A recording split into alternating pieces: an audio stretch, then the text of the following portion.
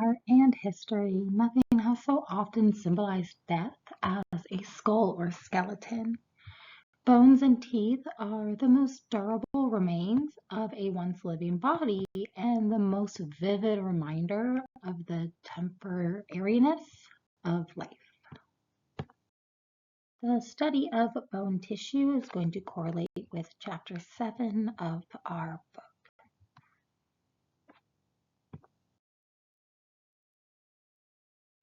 The adult human skeleton has 206 bones in them. You are born with 300 or so you actually lose bones. There are 26 bones in the human foot. The human hand, including the wrist, contain the most bones in your body. There's 54 bones. The femur or thigh bone is the longest and strongest bone of the human skeleton, while the stapes in the middle ear is the smallest and lightest bone in the human skeleton. But when we talk about the skeleton, this bone is a tissue, and it is a living tissue. You have a new skeleton about every 7 years. Dry bones presented for a lab study wrongly suggest that the skeleton is a non-living scaffold for the body, much like a steel girder of a building. Seeing it such sanitized form makes it easy to forget that the living skeleton is made of a very dynamic tissue that is full of cells, that it continually remodels itself and interacts physiologically with the other organ systems of the body. Bone tissue is also highly vascularized and innervated with nerves, which attest to its sensitivity and metabolic activity. The skeletal system is composed of bones, cartilage, ligaments joined tight to form strong yet flexible framework for the body. Cartilage is the template of most bones during embryonic and childhood development. It also covers the joint surfaces in the mature skeleton. Anatomy always determines function, just like what we saw in tissues, how different structures of tissues, the way the cells are arranged, is going to allow for vastly different functions. When it comes to the skeletal system, the bones are arranged differently to provide different functions. For example, the bones of the vertebrae are designed to have an anatomy that supports the body, while the jaw bones will have the anatomy to support teeth. Some bones even support the viscera. Your skull bones are very tightly articulated together, and they are flat bones, and it's going to create a case to protect the brain, while your sternum, your vertebrae, and your ribs are going to be made out of flat bones and irregular bones that create a cage for your lungs and your heart. The limbs are more loosely articulated, like in the elbows and in the shoulders or the hips and knees. And that more loose articulation is going to allow for limb movement. And we're also going to have loose articulations to allow for other movements depending on the bone. Your bones act as a reservoir for storage of minerals like calcium and phosphate. So your electrolyte balance is dependent on the storage within the skeletal system, and we can release those minerals from the bones when the levels drop down too low. Our body also has to exist and stay within a very narrow range when it comes to pH. So the bones with those minerals can act as a buffer for the blood against large changes in pH by altering the phosphate and the carbonate salt levels. Your bones are also a place for a process called hematopoiesis, or blood formation, that is going to happen within a specific part of the bones known as the red bone marrow, where we find our stem cells that will produce bone cells, like erythrocytes and leukocytes. And bones are a site for hormone secretion. Like I was mentioning, your bones are a living, dynamic tissue that are full of cells. And those bone cells will secrete hormones that affect the action of insulin released from your pancreas and help moderate the stress response. You recall which of the four main tissue types is bone? Recall that there is muscular tissue, nervous tissue, connective tissue, and epithelial tissue. And if you can, even better, could you recall the specific type of tissue? For example, is it a type of connective tissue proper, like adipose, or is it a type of specialized connective tissue, like hyaline cartilage? Osseous tissue is a type of connective tissue, and that there are two types of osseous tissue. There is spongy bone and there is compact bone. Both of these bone tissues have a hardened matrix. So when bone tissue is built, it is built very similar to how cartilage is built. And if we recall from cartilage formation, those chondroblasts secrete fibers and a ground substance that's slightly firm. And as they're secreting that substance, they end up trapping themselves in a lacuna. Well, that cartilage is going to be a template for most bone development. And when bone is created, there is a hardening process called mineralization or calcification, where that ground substance is incorporated with calcium phosphate and other minerals that are going to basically cement the bones. And then those osteoblasts that are building that osseous tissue is going to trap itself in that hardened ground substance and live in a lacuna, right? And so the mineralization process is going to harden that bone. But believe it or not, bone is not the hardest substance in the body. That actually goes to tooth enamel. Osseous tissue is only one of the types of tissue that we are going to find in bone. We're also going to find blood. We're going to find bone marrow. There will be cartilage, adipose, nerve, and fibrous connective tissue that's going to surround the external component of that bone. The word bone can denote an organ that's composed of all of these tissues, or it can denote just the osseous tissue itself.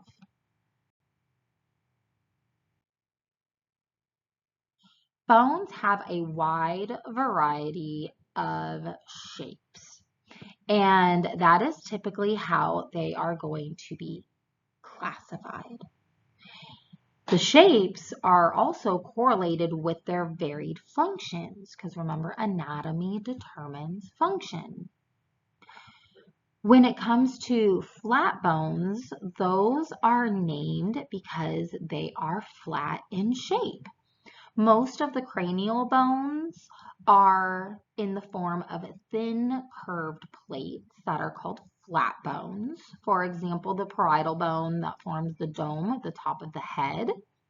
And then there's also the sternum, the scapula, your ribs, and your hip bones are also flat bones. Long bones are going to be longer than they are wide, and they're going to have a shaft known as a diaphysis, and then they're going to have these swollen ends that are called epiphyses.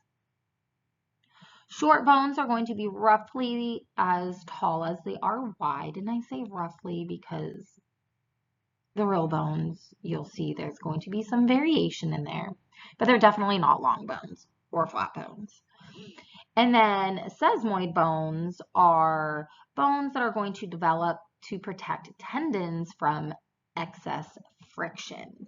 So like your kneecap or your patella. And then there's also the pisiform bones in your wrists. And then some bones just don't fall into the shape of any of the other bones, like your vertebrae or your facial bones. And so those are going to be classified in a shape called irregular bones. Important bones in movement are the long bones of the limbs, like the humerus, the radius, and the ulna of the arm and forearm. And then in the legs, we have the femur, the tibia, and the fibula, one of the thigh and lower leg bones. And then we also have the metacarpals and metatarsals, which are the bones of your hand and your feet. And then along with the phalanges, which are your fingers and your toes. All of those bones act like crowbars that serve as levers that are acted upon by skeletal muscles to produce the majority of body movements. Various bones don't fit the flat or the long bone groups and are called short bones. So those are the carpals of the wrist and the tarsals of the ankle. And then there's the irregular bones of the vertebrae and the facial bones. Those are going to have more elaborate shapes and lots of processes coming off of them. When it comes to the general features or anatomy of a long bone, there is going to be this dense outer shell of the bone. And so the ends are kind of swollen out, and it's completely lined with this dense bone that's also sometimes referred to as cortical bone. It is a compact bone that is composed of a functional unit known as the osteon, and we'll get into the structure of the osteon coming up.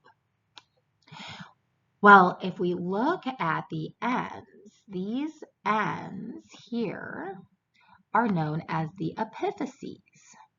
So we're going to have a proximal epiphysis that is closer to the trunk of the body, making up, for example, the shoulder or the hip joint. And then we're going to have the distal epiphysis, which is going to typically articulate with another bone. And then you have the shaft of the long bone that's known as the diaphysis. And the diaphysis is typically slightly curved, and that curvature is going to provide some extra strength, and the shaft provides leverage. So that way those muscles can pull on the bone like a lever. So the diaphysis is going to be essentially filled to a point with those osteons making up that compact bone. But there will be a hollowed out region in the center of the diaphysis that's called the medullary cavity.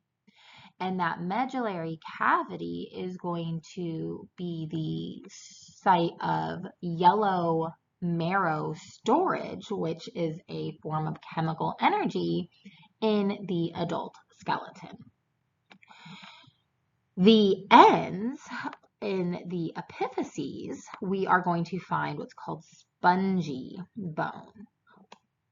And that spongy bone is more of a loosely arranged bone tissue. There are going to be those osteons, but we're going to see these little beams called trabeculae making up the spongy bone there. Where the epiphysis meets the diaphysis here, that area and here is known as the metaphysis. And in the metaphysis, we are going to find in children what's called the epicele plate. And in adults, that plate is calcified and hardened. And so there is just a little remnant of that plate that is then referred to as the epicele line there. And so that is the site of bone growth at that epicele plate. Notice it's not on the ends of the bone because that would interfere with articulation. And we'll talk about how bone is developed at that epicele plate in another lesson. Other features you're going to see in the long bone is on the ends where the bone meets with another bone. We're going to find articular cartilage. Articular, think of joint. Articulations are joints. So wherever we have a bone meeting with another bone, we're going to find this articular cartilage. And then we're going to see that bone, that medullary cavity is lined with an inner layer of bone that is called the endosteum. And there's stem cells located in the endosteum or innermost layer of the bone. And then there's an outer wrapping that goes around the entire bone everywhere except for where we have articular cartilage, known as the periosteum. And that periosteum is going to provide an attachment point for tendons and ligaments. The periosteum is going to be held to the underlying layer of compact bone by these little fibers of fibrous connective tissue known as Sharpey's fibers or perforating fibers. And to get blood supplied to all of these living cells making up this bone tissue, we are going to have to perforate into that bone through the periosteum. And we're going to have a nutrient artery that has to go through a hole or a foramen in order to get into the bone surface. So we're going to have a nutrient foramen and that nutrient artery here.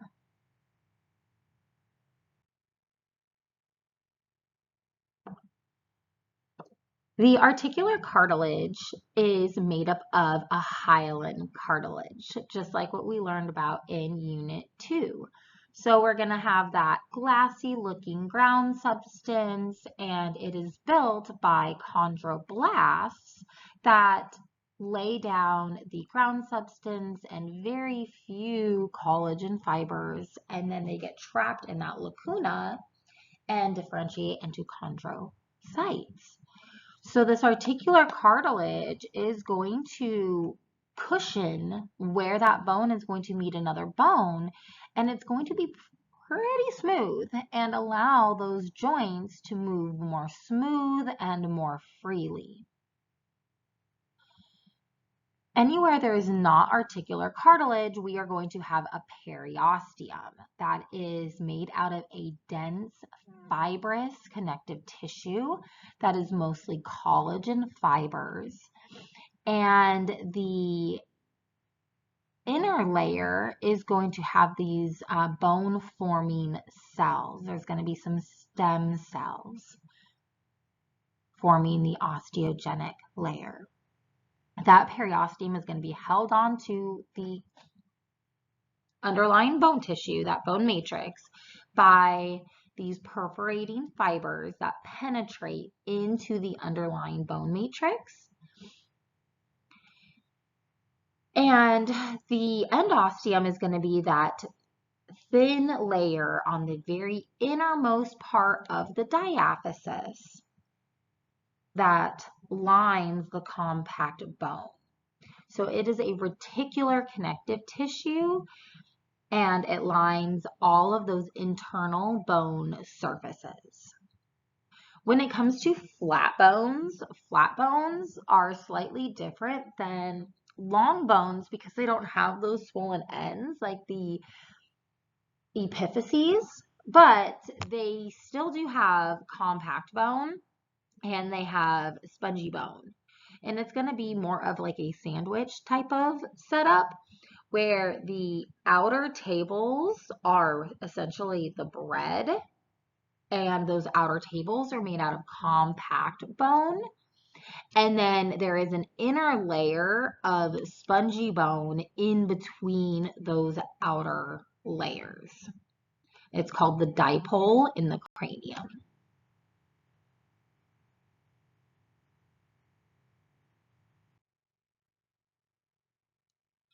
Here you can see on the right-hand side, there is that periosteum. That's the outermost layer of connective tissue being held onto that compact bone by those Sharpie's fibers. And then on the image to the left, you can see that nutrient foramen where the nutrient artery is going to perforate through into that compact bone, and it will continue to make its way through into the medullary cavity that is filled with the yellow bone marrow. And then you can see the compact bone making up the diaphysis, as well as that outermost layer of the epiphyses. And then the epiphyses is going to be filled with that spongy bone and structures that look like little beams called trabeculae. And in between those spaces, we're going to find red bone marrow that is filled with those stem cells.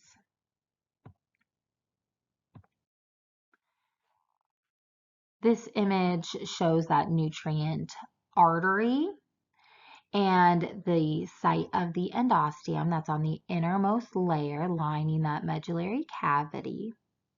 And then you can also see the remnants of the epithelial plate, known as the epithelial line. And then there is going to be articular cartilage here as well, because there's going to be another bone that this bone meets with. This is a great image of flat bones, showing that flat bones are shield-like plates that protect delicate organs such as the brain and the heart. These flat bones form broad surfaces for muscle attachments such as the scapula and the hip bones. They're going to have those sandwich-like constructions with two layers of compact bone called the inner table and the outer table, including a middle layer of spongy bone. The spongy layer in the cranium is called the dipole.